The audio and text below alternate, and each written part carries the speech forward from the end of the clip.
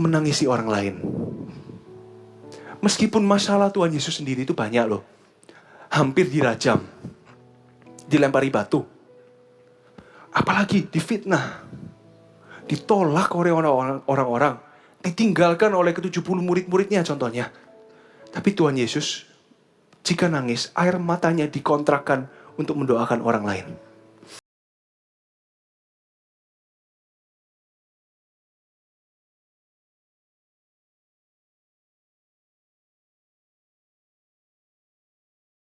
Ketika kami happy, ketika kami sedih, ketika kami disanjung, ketika kami disakiti, Engkau tetap adalah Allah yang sama. Yesus, Kau tidak berubah.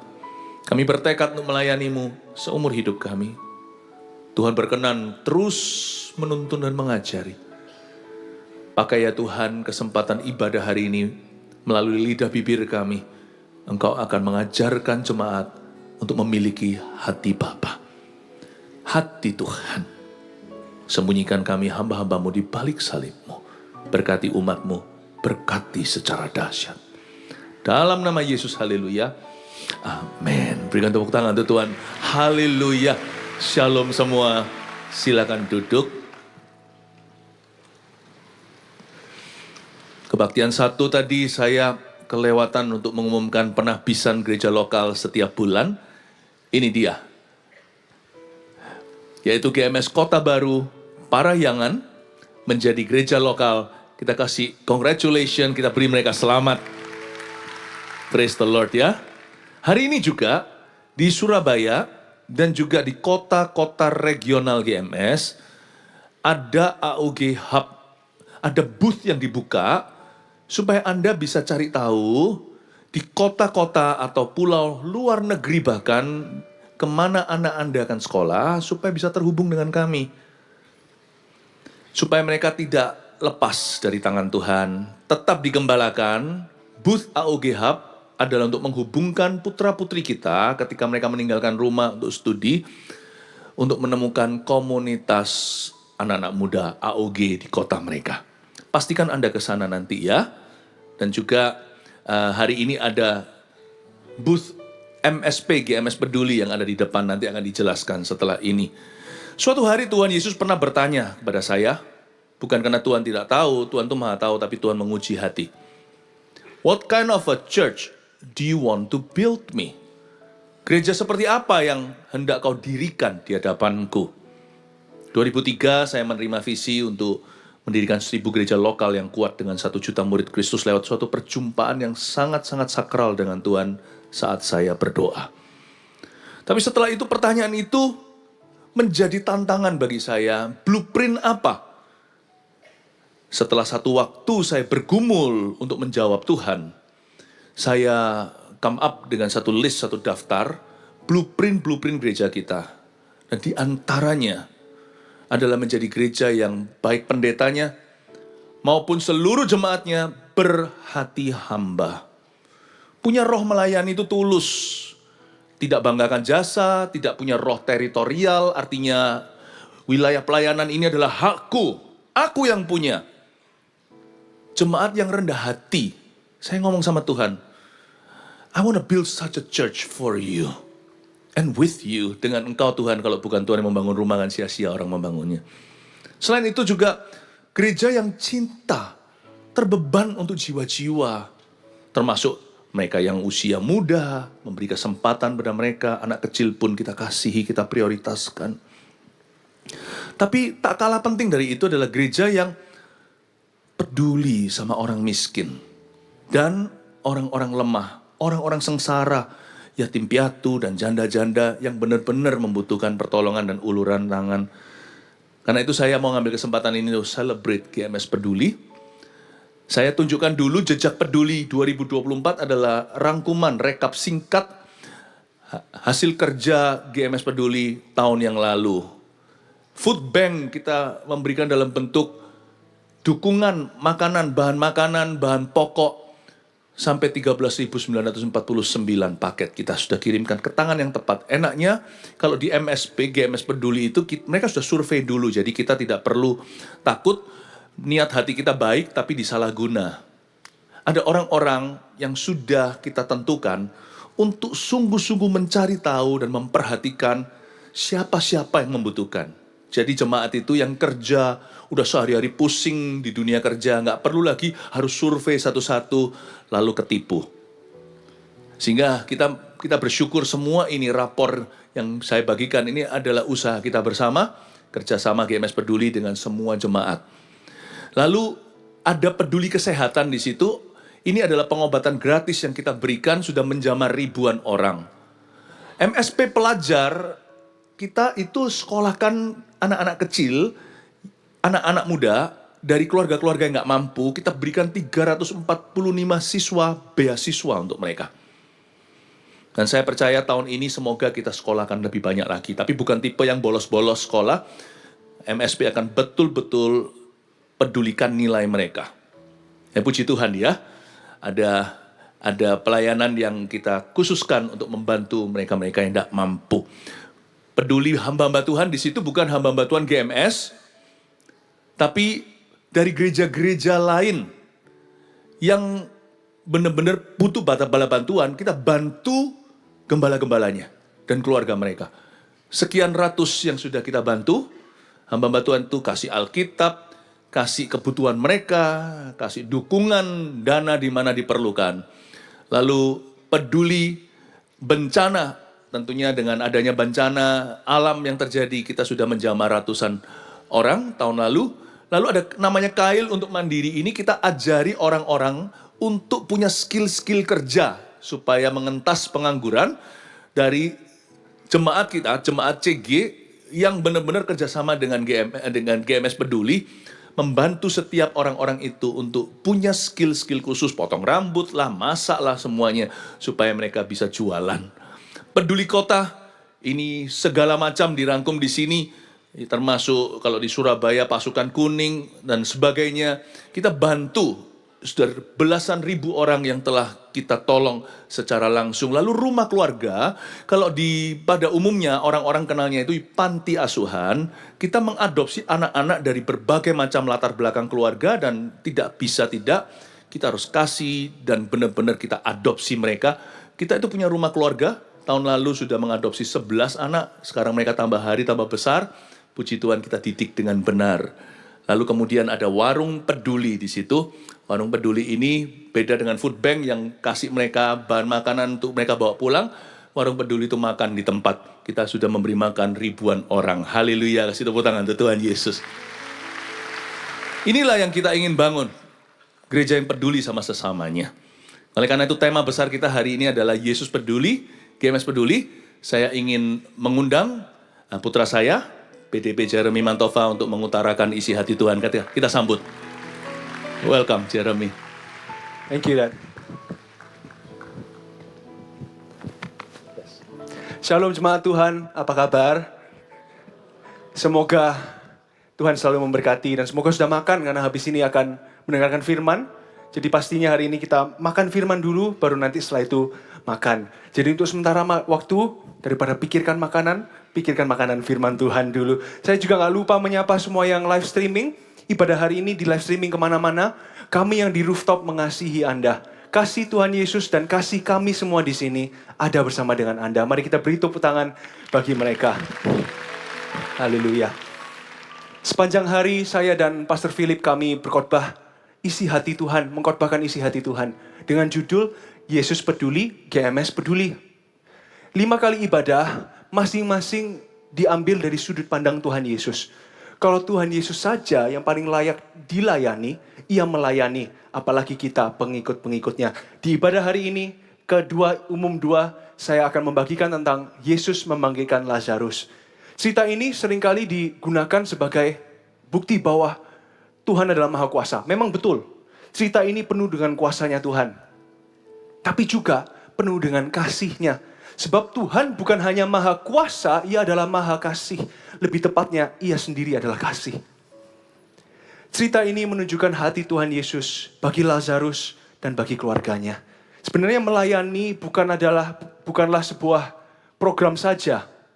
Ada teman saya, rajin nge-gym, dia bilang gini, gym is not a program. Gym is a lifestyle.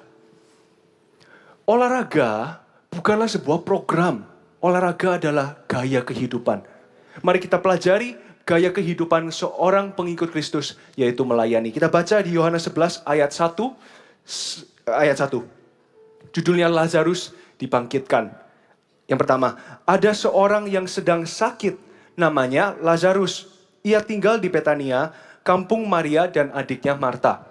Maria Marta adalah sahabat-sahabat Tuhan Yesus, Lazarus juga. Tapi satu hari Lazarus itu sakit.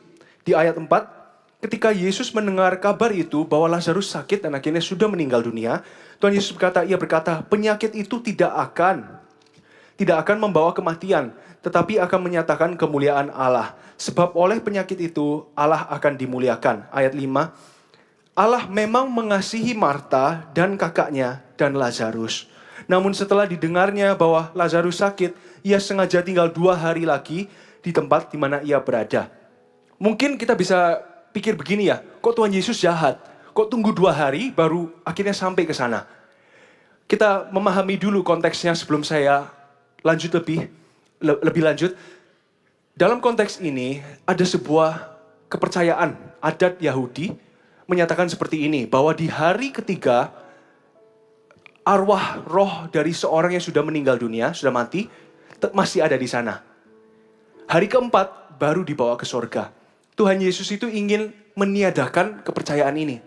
Memutarbalikkan bahwa bilang gak ada sekali orang meninggal dunia, ia akan langsung bertemu dengan Bapa, entah ke sorga atau ke neraka. Tapi bukan itu fokusnya hari ini, supaya Bapak Ibu mengerti sedikit konteks, bukan Tuhan Yesus itu jahat. Malah sebenarnya Tuhan Yesus itu penuh kasih. Akhirnya dia juga pergi, tapi ayat 6, namun setelah didengarnya bahwa Lazarus sakit, ayat 7, tetapi sesudah itu ia berkata kepada murid-muridnya, mari kita kembali lagi ke Yudea. Murid-muridnya itu berkata kepadanya, Rabi, baru-baru ini orang-orang Yahudi mencoba melempari engkau. Masih maukah engkau kembali ke sana? Tuhan Yesus bilang, ayo kita kembali ke Yudea. Lalu murid-murid Yesus bilang, hah? Yakin tak? Rabi yakin ya? Bukannya di Yudea itu barusan-barusan ini orang mencoba melempari engkau dengan batu. Tapi jawaban Tuhan Yesus ini sungguh luar biasa. Ayat ke-9. Jawab Yesus, bukankah ada 12 jam dalam satu hari? Siapa yang berjalan pada siang hari, kakinya tidak terantuk karena ia melihat terang dunia. Ayat 10. Tetapi jikalau seorang berjalan pada malam hari, kakinya terantuk karena terang tidak ada di dalam dirinya. Jawaban Tuhan Yesus mungkin terdengar sedikit membingungkan. Tapi setelah saya renungkan lagi, bahwa jika ada terang, tidak akan gampang bagi kaki kita terantuk. Tidak akan gampang bagi batu sandungan itu menghentikan kita dari melayani. Saya kasih contoh. Di panggung ini ada terang. Ada terang ya. Panggung ini saya bisa melihat dengan jelas. Dan di sini ada speaker yang sebesar ini. Karena ada terang, saya tidak akan tersandung oleh speaker ini. Kenapa? Karena saya tahu cara menghindarinya. Tapi bayangkan kalau panggung ini gelap. Tolong jangan dimatikan lampunya, nanti saya tersandung sungguhan. Kalau ini dimatikan lampunya, saya tidak bisa lihat apa-apa. Tidak usah speaker, botol ini aja cukup untuk membuat kaki saya terantuk. Tahu nggak? Orang yang hidup di dalam terang Kristus, tak peduli batu sandungannya sebesar apapun, ia tidak akan tersandung. Ia tidak akan berhenti melayani. Batu sandungan itu apa? Mungkin Anda bingung, batu sandungan itu seperti ini. Saat kita melayani, tiba-tiba ada pemimpin dalam pelayanan, memberi kita masukan yang kita kurang suka. Aku nak mau melayani lagi, atau contohnya saya melayani, saya ikut kelompok connect group. Aku pernah difitnah oleh temanku. Itu adalah batu sandungannya. Tapi jika terang hidup di dalam kita, kita akan tahu cara menghindarinya. Tuhan Yesus itu tidak kurang disakiti di gereja. Kalau bicara tentang kepahitan dengan pelayanan, sebenarnya yang paling layak kepahitan adalah Tuhan Yesus. Ditolak, difitnah, dikhianati, disalibkan hanya karena ia melayani. Tapi buktinya hari ini Tuhan tetap percaya pada gerejanya. Buktinya hari ini saat kita mengangkat tangan bilang, Holy Spirit, Roh Kudus, datanglah. ia tetap datang. Tidak pernah ia trauma. Waktu Tuhan Yesus dilempari batu, pasti dia ada syaknya. Coba bayangkan kok saya berkhotbah hari ini, ada yang lemparkan batu. Sekali lagi mohon jangan dilemparkan batu, saya mau panjang umur. Tiba-tiba ada yang lempar batu ke saya pasti kaget. Waktu itu Tuhan Yesus sedang berkhotbah, dilemparin batu. War, hampir kena. Tapi ia tidak kepahitan, tidak trauma. Seringkali yang menghentikan seseorang dari melayani. Aku gak maulah melayani. Aku cukup ikut Tuhan aja. Maksudnya aku cukup, bukan ikut Tuhan. Aku cukup baca Alkitab sendiri. Aku gak mau lagi berteman dengan orang-orang sesama Kristen, sesama percaya. Tapi Tuhan, Yesus sendiri yang disakiti, ia tidak kepahitan. Kenapa? Karena ia kemanisan. Orang yang kemanisan tidak akan kepahitan. Masuk. Orang yang merasakan kemanisannya, begitu manisnya hati Tuhan dan begitu manisnya melayani, mau ada batu sandungan pun tidak akan membuat dia stumble. Bahasa Inggrisnya terantuk itu adalah stumble. Stumble itu bedanya apa dengan tersandung? Tersandung itu tapi gak jatuh. Terantuk itu tersandung dan akhirnya jatuh. Atau yang lebih sering bahasa Ibraninya gelundung. Dar, jatuh akhirnya. Tidak akan terantuk. Kenapa? Karena kita hidup dalam terang. Saya bersyukur setiap kali ada batu sandungan yang di hidup saya, Tuhan selalu kirim terang-terang. Tuhan selalu kirim orang-orang yang mengingatkan kembali tentang manisnya Tuhan Yesus. Mungkin beberapa mikir, oh ya, enak ya, kok dalam gereja lahir sebagai anak pendeta contohnya dalam konteks saya. Anak pendeta gak mungkin lah kepahitan dengan gereja. Waktu saya kuliah, saya tulis sebuah tesis. Tesis saya tentang anak-anak pendeta. Dan satu riset yang saya temukan adalah 80% anak pendeta di dunia keluar dari gereja karena kepahitan. Tapi saya bersyukur di GMS, anak-anak pendeta bukan hanya melayani, tapi mengasihi setiap Anda. Tahu nggak saat kami ini berkumpul, anak-anak pendeta, yang kami bahas itu apa? Sebagaimana cinta kami kepada jemaat. Thank you for loving us, we love you. Saya bersyukur jika ada batu sandungan di hidup saya, orang yang fitnah atau apa, maupun dia seorang yang punya kedudukan di gereja atau apapun, Tuhan selalu kirim terang. Satu kali dalam hidup saya, pernah seorang teman dari orang tua, saya masih terlalu kecil, tidak terlalu kenal, saya barengin papa saya pelayanan di luar. Lalu on the way ke airport, orang ini sering pelayanan, tapi bukan di GMS, jadi bukan siapa-siapa. Kalau Anda tanya siapa, hanya Tuhan yang tahu saja cukup. Ia berkata begini, intinya ada salah satu temannya bilang, oh Pastor Philip, ini Jeremy kan anaknya yang, saya belum punya Instagram apa, jadi orang banyak yang belum tahu kok saya anaknya Pastor Philip. Ini yang suka pukul-pukul itu ya? Dalam hati saya mau bilang, bukan, itu Warren, adik saya. Tapi saya nggak bisa nggak tahu kenapa saya jawab iya. Terus ada satu kalimat yang dari mulutnya bilang begini, ini yang mau jadi pendeta ya? Bisa tak Pastor Philip dia jadi pendeta suatu hari? Bukan, lebih tepatnya dia bilang nggak bisa dia jadi pendeta. Kalau kayak gini bagaimana mungkin suatu hari? Nggak bisa. Terus papa saya untungnya responnya bilang begini, kalau Tuhan mau pakai anak saya, itu karena anak saya, bukan karena saya. Lalu di airport, papa bilang gini ke saya, cuman berdua waktu itu, pulang pergi. Waktu saya masih kecil, gandeng tangannya. Sekarang sudah gak gandengan sih kemana-mana, sama-sama tinggi kan, aneh kan ya. Gini-gini langsung Pastor Philipnya, no, gak mau. Waktu itu saya masih kecil. Gandengan, saya masih ingat, papa bilang gini, Jeremy, di matanya papa, kamu hamba Tuhan. I believe in you. Saya sambil pegang tangannya. Boarding last call, Mr. Mantova. Tapi untung Tuhan kirim terang. Dalam sepanjang waktu ada batu sandungan.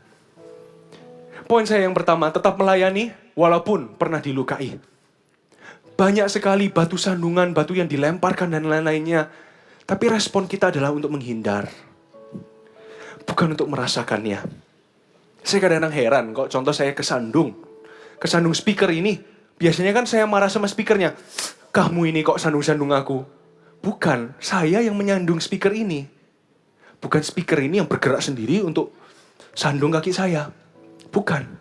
Seringkali batu sandungan itu mereka itu bukan bermaksud untuk menyakiti kita, tapi kita tersakiti oleh perkataan mereka. Mungkin karena hati kita yang tidak hidup dalam terang, perkataan yang kecil, bukan kecil ya, perkataan yang sebenarnya tidak bisa menjatuhkan kita, menjauhkan kita dari Tuhan. Perkataan kecil, contohnya, aduh, kamu ini kok, kamu dengerin firman itu jangan sambil HP-an. Contohnya, aku gak mau lagi. Nggak ada kok hari ini saya lihat ada yang HP-an.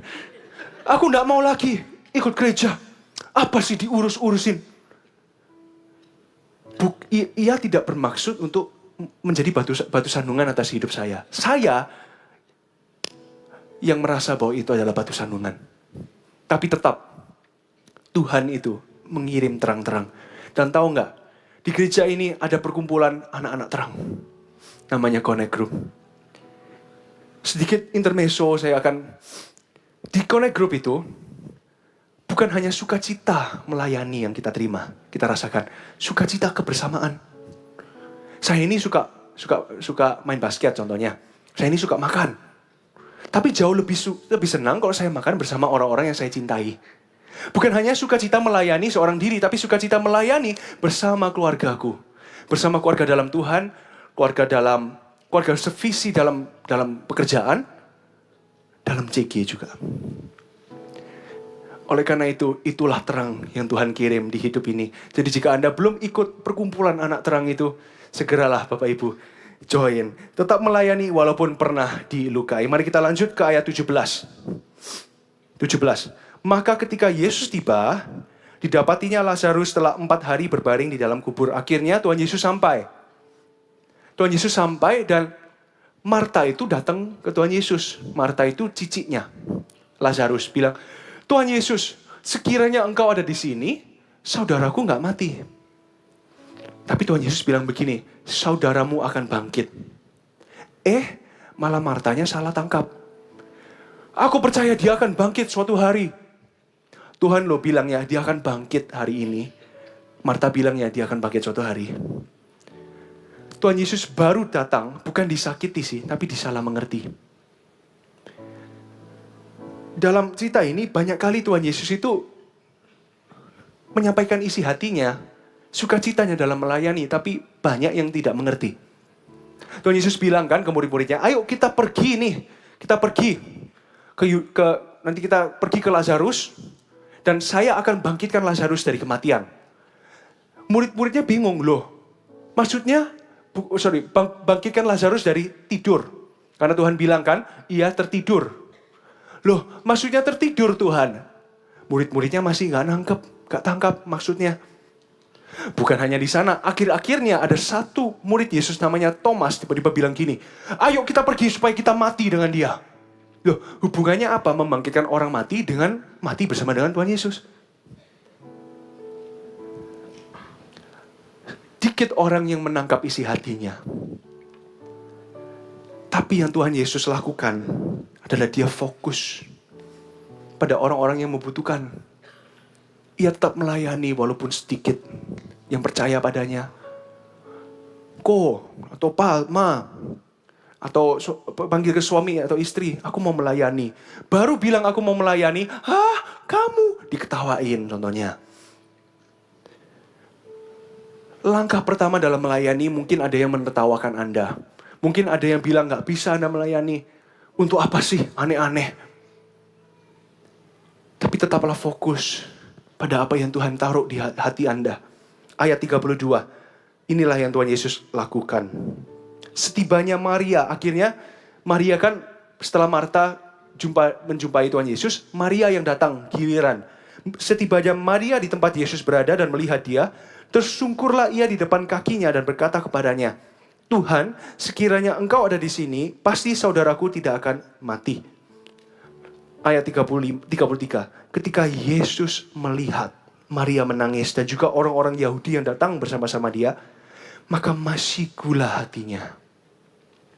Ia sangat terharu dan berkata, di manakah dia kamu baringkan? Jawab mereka, Tuhan, marilah dan lihatlah. Maka menangislah Yesus. Maka menangislah Yesus. Kata orang-orang Yahudi, lihatlah betapa kasihnya kepadanya. 3 kata ini sangat powerful loh. Maka menangislah Yesus. Tuhan Yesus tidak pernah nangis. Tuhan Yesus menangis itu menangisi orang lain. Meskipun masalah Tuhan Yesus sendiri itu banyak loh.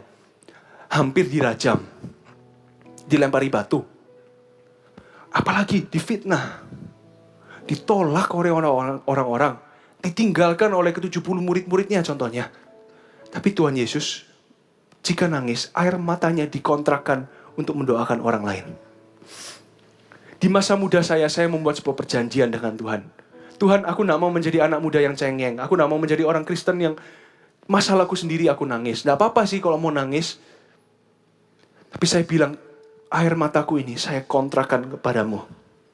Saya dengan sengaja di kamar, waktu saya kuliah, saya tonton video lama. Video KKR di mana, melihat jiwa-jiwa dimenangkan di Malaysia, di Taiwan, di Jakarta, di Medan, di Surabaya. Dan di sana saya mencucurkan air mata. Bilang, air mataku bukan untuk masalahku, tapi untuk kemuliaan-Mu. Apa aplikasinya dalam kehidupan sehari-hari Bapak Ibu? Mau menangis, it's okay. Menangis saat disalah mengerti, saat di PHK, saat dicurangi oleh orang lain. It's okay, menangislah. Tapi hati masiku itu, hati yang kasihan itu bukan untuk diri sendiri, untuk orang lain. Maka masikulah hati Yesus karena dia melihat Maria. Ia sangat terharu dan berkata, di manakah dia kamu baringkan? Jawab mereka, Tuhan, marilah dan lihatlah. Maka menangislah Yesus. Saat kita merasa bahwa sedikit yang percaya sama kita dalam melayani, sedikit yang percaya bahwa kita itu bisa berubah menjadi orang yang lebih sabar, menjadi orang yang lebih berhikmat. Ingatlah bahwa ada satu orang yang siap menangis bersama dengan Anda. Namanya Tuhan Yesus. Tadi suatu saya persiapan, semacam Tuhan itu bilang begini, aku bukan hanya melihat, ayat 33, Yesus melihat Maria menangis. Aku bukan hanya melihat tangisanmu. Aku menangis bersama denganmu. Saya tulis di Alkitab saya, Yesus bukan hanya melihat tangisan kita. Ia menangis bersama dengan kita. Saat sedikit orang yang percaya pada Anda, ingatlah, satu orang percaya, namanya Tuhan Yesus. Segala hal yang kita lakukan, perbuatlah seperti untuk Tuhan dan bukan untuk manusia. Apapun yang kita lakukan, ingat bahwa ada satu orang di sorga yang siap bersuka cita dengan kita. Siap menangis juga dengan kita. Oleh karena itu, ambillah waktu setiap hari untuk bersekutu dengan Dia. Pernah sekali saya itu sedikit malas-malasan berdoa. Hingga tiba-tiba Tuhan itu semacam memberikan saya sebuah gambaran di pikiran saya. Saya melihat ada meja, kursi depannya kosong. Dan saya lihat dari belakang, saya tahu itu Tuhan Yesus. Dia sedang menunggu. Lihat waktu, menunggu. Saya kan pertama tidak mengertinya, tapi Tuhan itu bilang dalam hati saya, tahu nggak, setiap hari aku menunggumu loh di meja makan bersama dengan aku. Aku menunggu supaya engkau bersekutu dengan waktu. Kapan sih engkau bersekutu dengan aku? Kau mau menangis, ayo aku nangis bersama denganmu. Mau berbahagialah dengan aku. Mau marah, lampiaskannya itu. Gak apa-apa loh kita marah sama orang lain, kita lampiaskannya itu ke Tuhan. Itu isi Mazmur bukan? Ya Tuhan, contohnya saya baca itu sampai, wah, kejam banget. Ya Tuhan, Mazmur kan ada yang bilang begini, kutukilah keturunannya. Tuhan, engkau ini. Orang itu marah. Tapi dia marahnya bukan tanpa alasan. Dia bukan tanpa tujuan maksudnya. Dia marahnya itu bilang, ya Tuhan. Prinsip yang saya pegang juga dalam hidup ini, saya merasa tidak ada yang mengerti. Daripada saya bilang, saya bisa atau enggak, saya bilangnya begini, ya Tuhan, saya bisa atau enggak. Supaya jelas, saya tulis surat itu supaya ada kepada siapanya. Karena kok saya hanya bilang, saya bisa enggak ya, sedikit yang percaya sama saya, lama-lama saya berbicara dengan diri sendiri. Dan lama-lama berbicara dengan diri sendiri itu, akhirnya saya merasa tidak bisa. Dan saya merasa tak ada dampaknya. Tapi saat saya bilang simple, ya Tuhan, saya jadi tahu kepada siapa saya bicara. Ingatlah bahwa ada satu orang yang siap menangis dengan Anda saat Anda berkata, ya Tuhan, tolonglah aku. Ya Tuhan, aku marah sama ini. Ya Tuhan, aku berdoa untuk anakku. Ya Tuhan, aku berdoa untuk mama papaku. Ya Tuhan itu, Tuhan siap di meja itu menangis bersama dengan Anda. Poin saya yang kedua, tetap melayani walaupun sedikit yang percaya. Meskipun sedikit yang percaya, tetaplah Tuhan percaya. When you feel like no man understands you, one man stands near you. Waktu Anda merasa bahwa tak ada yang mengerti, tak ada yang mau berdiri di samping Anda dan bilang, Cahayu, kamu bisa. Ingatlah bahwa Tuhan siap di sebelah Anda. Tuhan ada di sebelah Anda. When you feel like no one understands you, do know that He stands near you. Ketahuilah bahwa Tuhan berdiri di dekat Anda dan bilang, ayo Maria, kamu mau nangis? Aku menangis bersama denganmu. I'll cry with you. Tapi menangis bersama dengan Tuhan tidak berhenti di sana. Kita lanjut di ayat 37. Tetapi beberapa orang di antaranya berkata seperti ini. Ia yang memelekkan mata orang buta, tidak sanggupkah ia bertindak sehingga orang ini tidak mati? Mulai desas-desus. Mulai muncul komentar-komentar hater. Bukannya orang ini yang menyembuhkan orang buta, masa sih dia itu tidak bisa sembuhkan Lazarus? Bukannya dia itu yang ini ya? Bukannya dia itu mengklaim kalau dia itu Mesias? Ini. Tuhan Yesus mendengar loh itu. Tuhan Yesus tahu mereka sedang komentar tentang dia. Tapi ayat 38, maka masih gula pula hati Yesus. Lalu ia pergi ke kubur itu. Kubur itu adalah sebuah gua yang ditutup dengan batu. Desas-desus. Kamu dengar gak? Si A itu melayani di gereja loh. Padahal kan kita tahu orangnya pelit setengah mati. Kita tahu itu loh, orang itu, dia pelayanan tapi orangnya di belakang layar kayak gini. Desas-desus ada. Hari ini bukan hanya desas-desus, tapi ketikan. Pernah ada teman saya yang tanya gini, makanan ini orang luar, makanan Indonesia itu pedas ya? Dia bilang, iya pedas, tapi yang lebih pedas dari itu adalah komentar netizennya. Just joking, netizen, we love you, you know. We love you, beneran we love you. Desas-desus itu ada di mana-mana. Kita ini serba salah, sebenarnya sebagai gereja Tuhan. Kita melayani, dibilang, wah mereka itu mau pencitraan aja. Kita bagi sembako, dibilang pencitraan. Kita tidak bagi sembako, dibilang sombong. Ayat 37 ini akan selalu ada dalam hidup Anda. Desas-desus itu. Ini itu. Tapi tugas kita adalah ayat 38. Maka masih gula pula hati Yesus.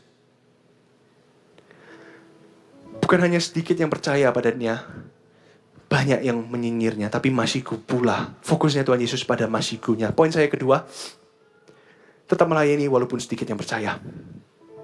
Masiku. Karena dia hatinya masiku, dia masih ingin melayani.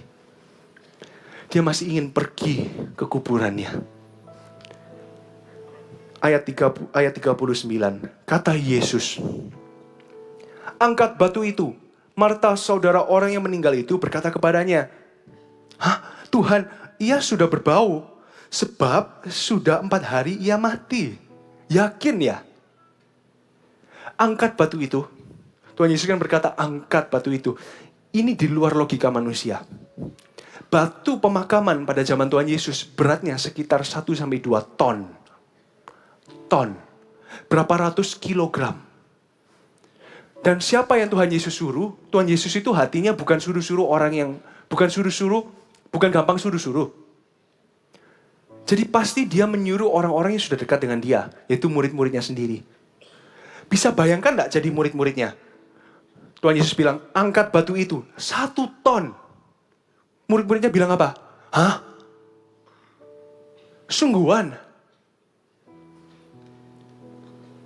Tuhan menyuruh murid-muridnya yang terdekat untuk melakukan perkara-perkara yang terberat. Murid-murid yang terdekat untuk perkara-perkara yang terberat. Semakin lama kita mengenal Tuhan Yesus itu harusnya hati kita semakin terbeban untuk melayani. Melayani itu waktunya aku harus membuang, aku harus susah loh cari waktu itu. Tuhan itu bilang menyisihkan waktu, bukan menyisahkan waktu. Sisihkan waktu, bukan sisahkan waktu. Tahu nggak, melayani itu bukan membuang waktu. Mengambil waktu sih, tapi bukan membuang waktu. Saat kita melayani, kita mendapat sebuah kepuasan ilahi. Di mana kita bisa mengasihi orang lain seperti Tuhan Yesus mengasihi kita. Mobil balap F1. Contohnya, saya nggak ikuti sih, cuman balap-balapan yang mereka pasti ada namanya pit stop. Mereka berhenti, bannya diperbarui. Bannya diperbarui. Saya tanya, itu mengambil waktu nggak? Mengambil waktu. Apakah itu membuang waktu? No. Katakan 15 detik diperlukan untuk dia itu. 15 detik untuk memperbarui ban-ban dan lain-lainnya. Tapi gara-gara 15 detik itu, ia menyimpan. Dan gara-gara itu, 150 detik tidak terbuang. Dengan lebih cepat dia bisa bergerak. Saat kita melayani, kira-kira Tuhan itu bakal lupa gak ya 2 jam yang kita melayani di gereja?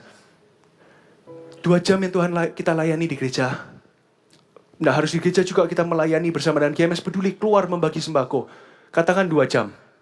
2 jam itu Tuhan tidak akan lupakan. 2 jam itu, gara-gara 2 jam itu, 2 jam di dalam kantor pekerjaan, apa yang harusnya 2 jam diselesaikan dalam 2 menit. Bukan membuang waktu, mengambil waktu sih, tapi bukan membuang waktu. Melayani Tuhan itu tidak pernah membuang waktu, tidak pernah membuang energi. Murid-muridnya itu, saya bisa bayangkan satu persatu, mungkin mereka kan merasa jagoan. Mungkin Simon itu kan seorang zealot, dilatih, jadi pasti dia setiap hari latihan perang. Jadi dia kemungkinan dia yang paling kuat secara fisik dari antara murid-murid. Dia pasti bilang, kamu lihat aku bisa. Nggak ada manusia yang bisa menggulingkan 1 ton itu. Kok berat ya? Terus, Petrus, boleh bantu nggak? Terus, ayo terus. Akhirnya mereka bantu. Nggak bisa, panggil lagi. Yohanes, ayo bantu aku. Bukan Pastor Yo ya. Bantu aku. Tapi saya bersyukur di KMS ada seorang Yohanes Pastor Yo yang selalu siap mendukung kita. Ayo bantu, Thomas. Ini satu persatu. Pelan-pelan ada progres. Batu itu gereng, berguling. Meskipun melayani itu berat, justru oleh karena itu kita perlu sesama. Kita perlu bantuan sesama. Melayani itu tidak ada namanya one man show. Melayani itu kebersamaan. Tahu nggak, hari ini bukan hanya saya dan Pastor Philip yang melayani. Di balik layar, ada yang bangun pagi untuk setting kamera. Ada juga yang standby di luar, ushering supaya jemaat bisa masuk dengan rapi, dengan on time juganya. Di balik semua ini, ada seorang yang melayani. Tidak ada namanya seorang melayani seorang diri. Aku gak siap melayani, aku belum sempurna. Tidak tunggu kita itu sempurna. Dalam Tuhan itu tidak ada namanya sempurna. Adanya namanya disempurnakan. Sesuatu yang disempurnakan itu belum sempurna loh. Makanya kita ada satu dengan lain. Untuk saling menguatkan.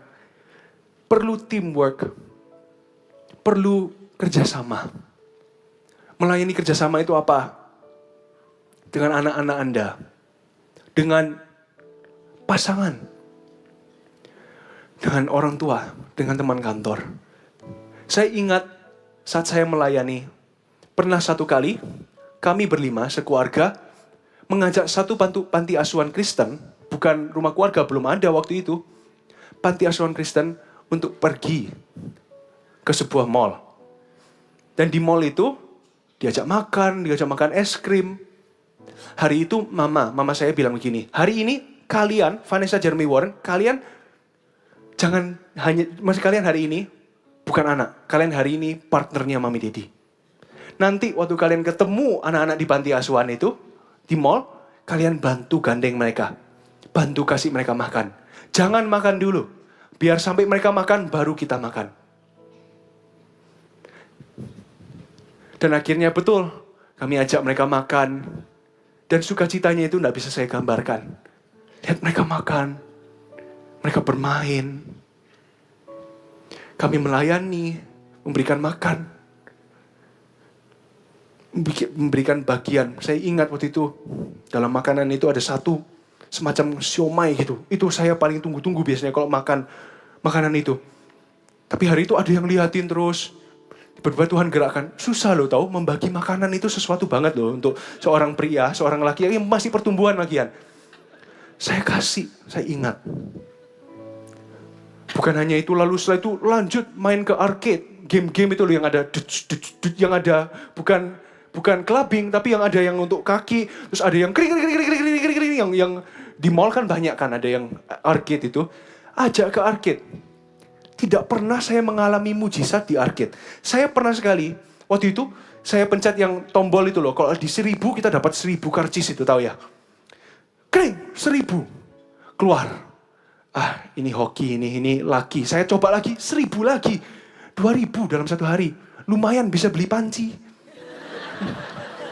Saya pikir itu aja di ambisi, aku mau beli itu panci. Tapi sebenarnya untuk apa sih, saya juga gak bisa masak. Cuman ambisinya. Tiba-tiba Roh Kudus gerakan di hati saya. Kasih ke mereka.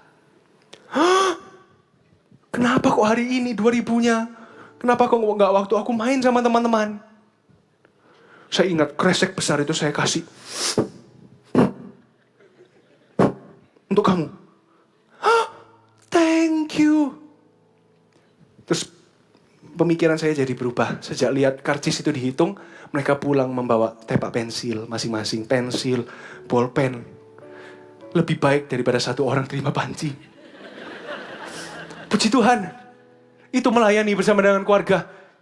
Saat kita melayani tidak ada namanya papa dan anak. Saya bilang begini, when I come up here, saya naik ke atas panggung, I'm not Asian, I'm not Indonesian, I'm not American, I'm not Mantova, I'm only His servant. Waktu saya naik ke panggung, saya bukanlah anak dari siapa. Saya bukanlah orang Indonesia, saya bukanlah ini dan itu. Saya hanyalah pelayan Tuhan. Melayani bersama dengan keluarga itu indah. Jika anak-anak Anda, seperti Lazarus, mungkin Anda pikir, udah gak ada harapannya ini anak. Lazarus mungkin kan dibangunkan dari tidur itu secara simbolis. Mungkin anak Anda seharian di rumah terus, main handphone. Seperti Lazarus di dalam kuburannya terus. Tapi masih hidup, maksudnya di dalam kamar 4 hari gak keluar, gak mandi. Saya kasih sebuah tips. Suruh anak-anak Anda melayani bersama dengan MSP. Saya sendiri dan saudara-saudara kami adalah produk dari MSP. Di masa muda saya bermula dari memberikan karcis itu. Di masa muda, saya sekarang masih muda. Muda capek, muda ngantuk. Bukan. Masih muda. Saya bangga, saya bilang saya masih 20. Saya memberikan waktu-waktu prime hidup saya untuk Tuhan. Bermula dari memberikan karcis 2000. Hari ini saya memberikan waktu, bukan hanya waktu, saya memberikan nyawa dan masa depan kepada Tuhan Yesus. Semua bermula dari karcis. Haleluya, beri tepuk tangan bagi Tuhan. Karcis itu sesimpel mengajarkan anak-anak, ayo kasih ke orang lain. Mainan itu sudah banyak, mainanmu sudah banyak, kasih ke orang lain. Setiap Natal, Kan saya ulang tahunnya Desember. Jadi Natal dan ulang tahun kadonya bersamaan. Jadi Desember itu saya bahagia sekali. Banyak mainan yang dikirim. Bukan minta-minta, bukan. Tapi ada aja namanya jemaat cinta. Dengan keluarga pendetanya dikasih ini, mainan itu. Saya ingat sekali. Waktu itu saya marah sih. Tapi sekarang saya bersyukur. Dalam mainan banyak itu orang tua bilang gini. Kamu pilih satu. Sisanya dikasih orang. Maka menangislah Jeremy. Saya ingat saya pilih mainan Batman yang dipencet dadanya keluar sayapnya. I'm Batman. Keren. Saya taruh di ranjang waktu itu. Saya buka waktu ulang tahun. Saya liatin terus. Akhirnya saya nyanyikan You're beautiful. You're beautiful. Bermula dari memberi mainan. Orang tua bilang kamu banyak ini kamu simpan satu. Sisanya kasih ke panti asuhan. Kasih ke anak-anak yang dari keluarga yang kurang beruntung. Bermula dari memberi mainan. Hari ini saya memberi masa depan.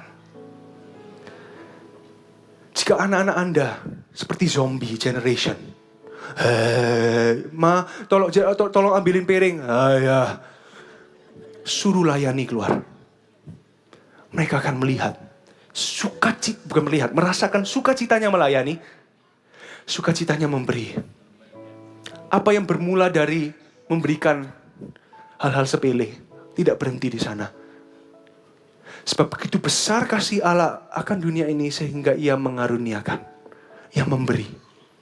Kasih sama dengan memberi. Mulai Bapak Ibu ajarkan anak-anak untuk memberi. Memberi mungkin belum punya uang, belum bekerja. Memberi mainan. Memberi bantuan. Bahkan bekerja sama dengan orang tua untuk membapai anak-anak yang tidak punya papa atau mama. Berapa kali saya kok tergerak mau banyak lagi cerita. Tapi karena waktu, karena saya takut overtime, karena kata orang Mantova pasti overtime. Jadi cerita terakhir. Ada dua kakak beradik ditinggal papanya. Menginap di rumah kami akhirnya. Masih kecil ini, sama-sama kecil, jauh lebih muda dari saya. Papa mama bilang gini, nanti waktu mereka di sini, kita sama-sama melayani, membapai mereka. Hari itu tidak ada namanya mesra-mesraan antara kami menahan itu. Karena hari itu bukan hanya keluarga, kami sama-sama melayani hamba Tuhan. Tidak ada namanya, peluk-pelukan, kami tahan. Supaya kami fokus pada dua anak ini, memulihkan hati mereka. Tidak harus mereka nginap di rumah. Tapi, ajak anak-anak untuk keluar, melayani bersama-sama. Bersama keluargaku melayani Tuhan. Bersatu selamanya, mengasihi Engkau. Tiada yang dapat melebihi kasih-Mu ya Tuhan. Saya nyanyinya terlalu tinggi, maafkan saya tidak bisa lanjut. Tapi itu prinsipnya. Dalam cerita ini bukan hanya berat loh. Bukan hanya berat. Di ayat 40.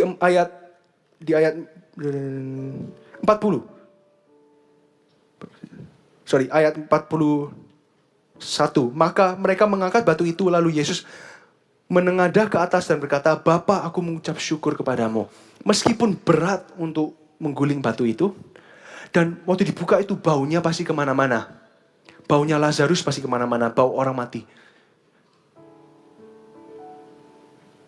Tapi karena ada persatuan antara murid-muridnya bekerja sama, meskipun itu berat dan tidak nyaman, siapa sih yang mau dekat-dekat dengan orang yang belum mandi?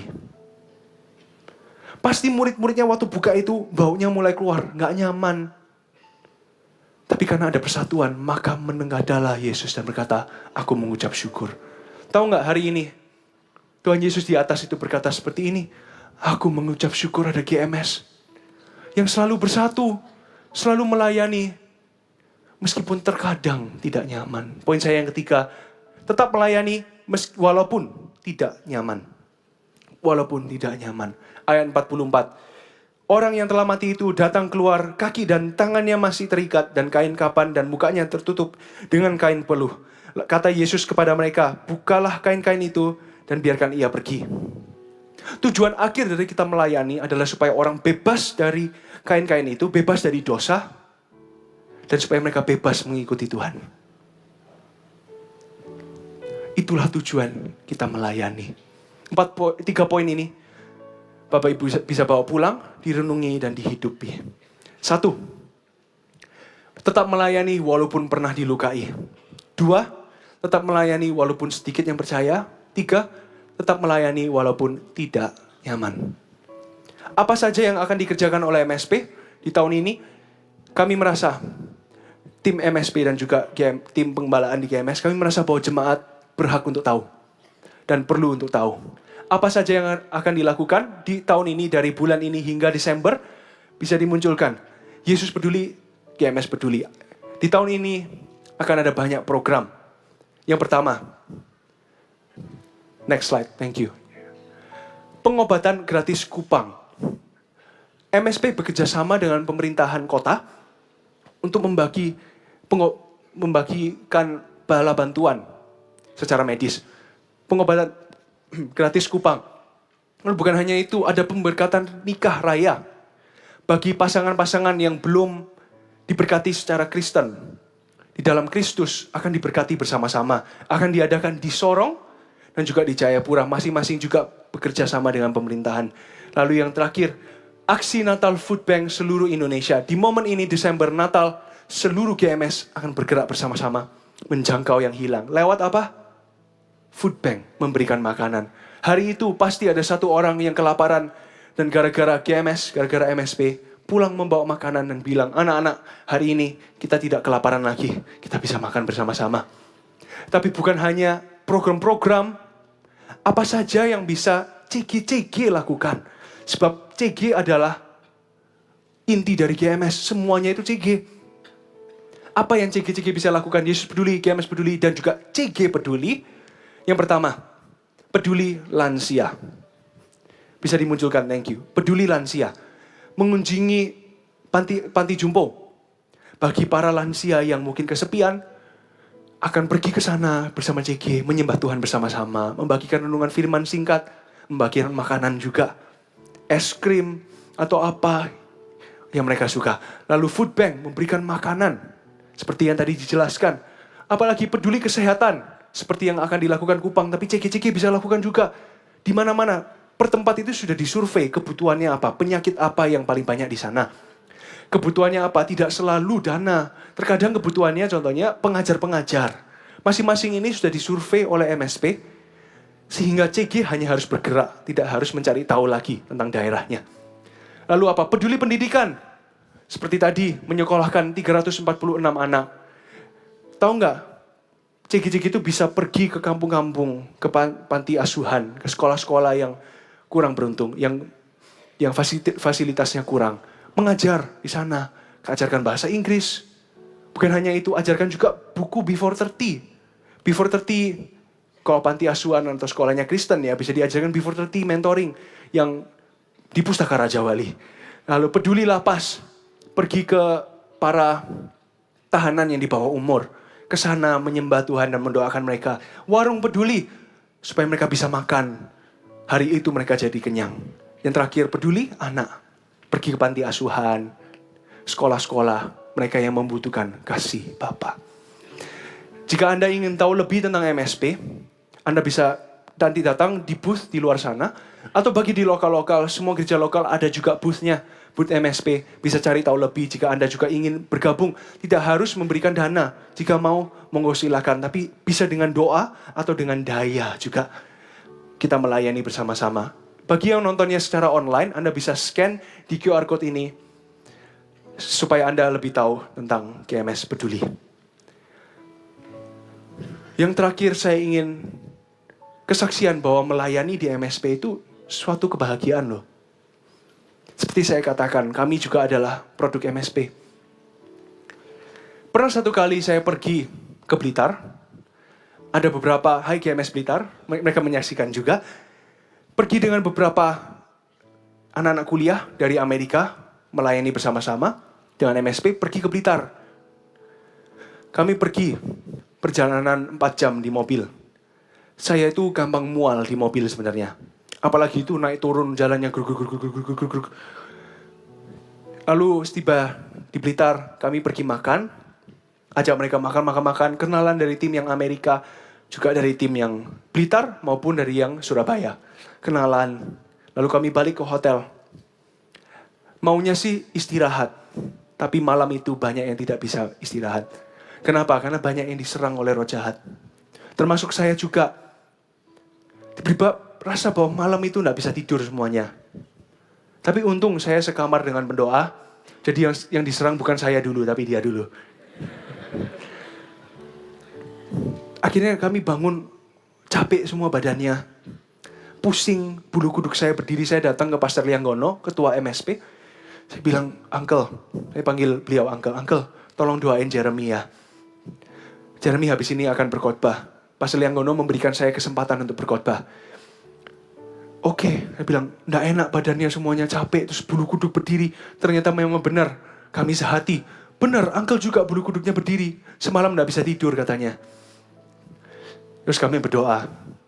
Saya diberi kesempatan untuk khotbah di lapas dengan 100 anak-anak muda laki-laki semua, usia 17 hingga 21. Dapat larangan tidak boleh menyebut nama Yesus. Tidak boleh membuka ayat Alkitab.